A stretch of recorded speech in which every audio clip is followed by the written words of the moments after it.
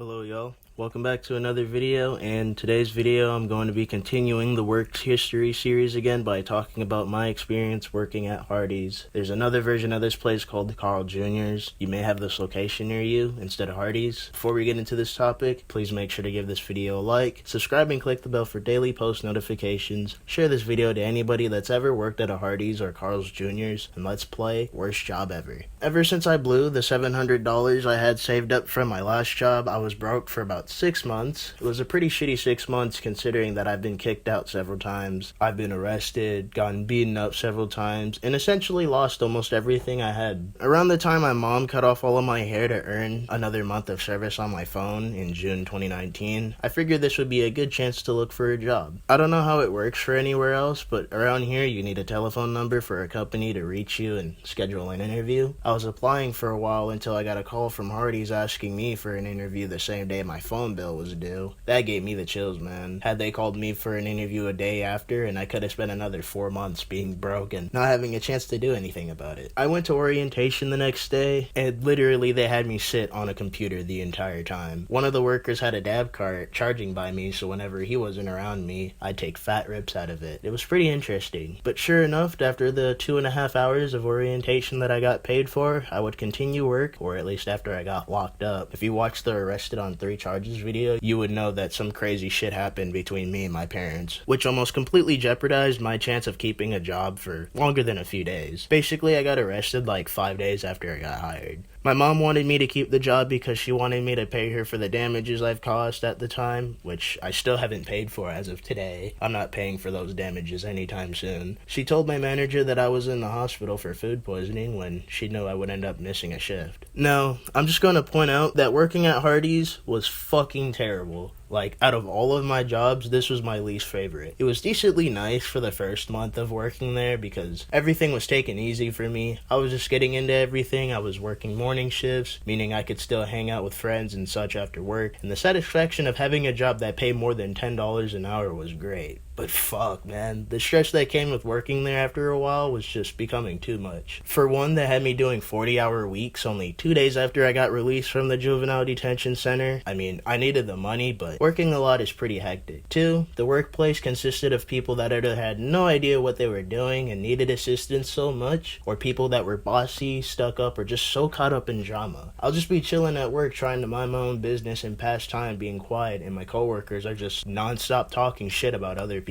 It was so annoying. But here's my least favorite part of the job. There was this one coworker that I started working with around the time school started. This was also around the same time they had me doing afternoon late night shifts and having me doing 30-hour weeks instead of 40 during the summer. I actually didn't have a lot of time to do homework or hang out with anyone. This coworker knew me because we had actually gone to the same choir class together like a couple months before I started working there. He was one of the niggas that was really committed to singing. He had the potential to make it into a whole career, and he would attract all the cute looking bitches in class. I was one of them niggas who would smoke weed right before class, never talked to anyone besides like one person, and only took it seriously because the class was just so easy. In other words, me and this guy really had nothing in common. I mean, he's homosexual too.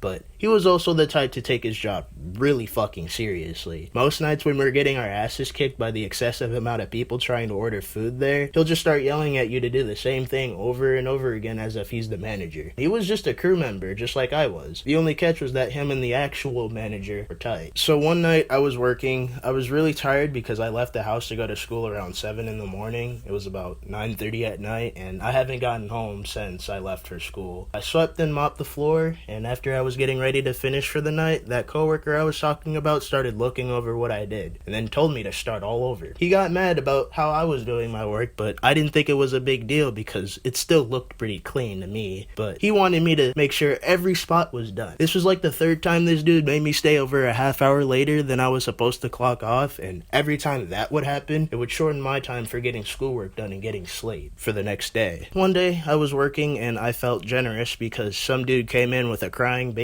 Dude told me that they were poor and he was begging for a milk because that's what the baby wanted. I had a bunch of customers waiting in line and looking at me, and that's when I decided to give them a free pass. That coworker I was talking about witnessed the whole thing and told me to tell the manager what I just did. I told them off because I had customers who just sat in line and watched what just happened just to try and order some food. He went in the back himself, and about 5 minutes later, the manager tells me to walk on back with her. Turns out my coworker just snitched on me. She got mad about the situation and literally wrote me up for it. At that point, I just got sick of the job itself and left. In conclusion of this video, I just ended up going on break and going home during break. The manager called me several times and left a voicemail yelling at me, but it was cool because after I got my last 2 checks, I would never see her nor that bitch of a coworker again.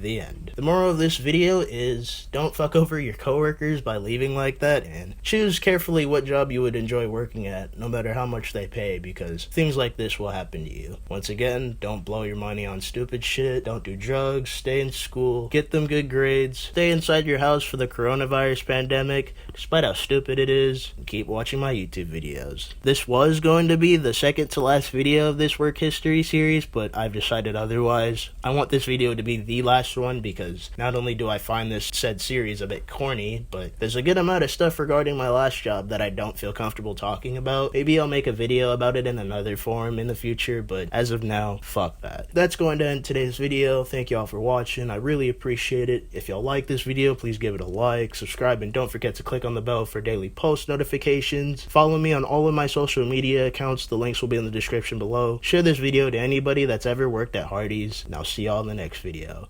Peace out. Sauce.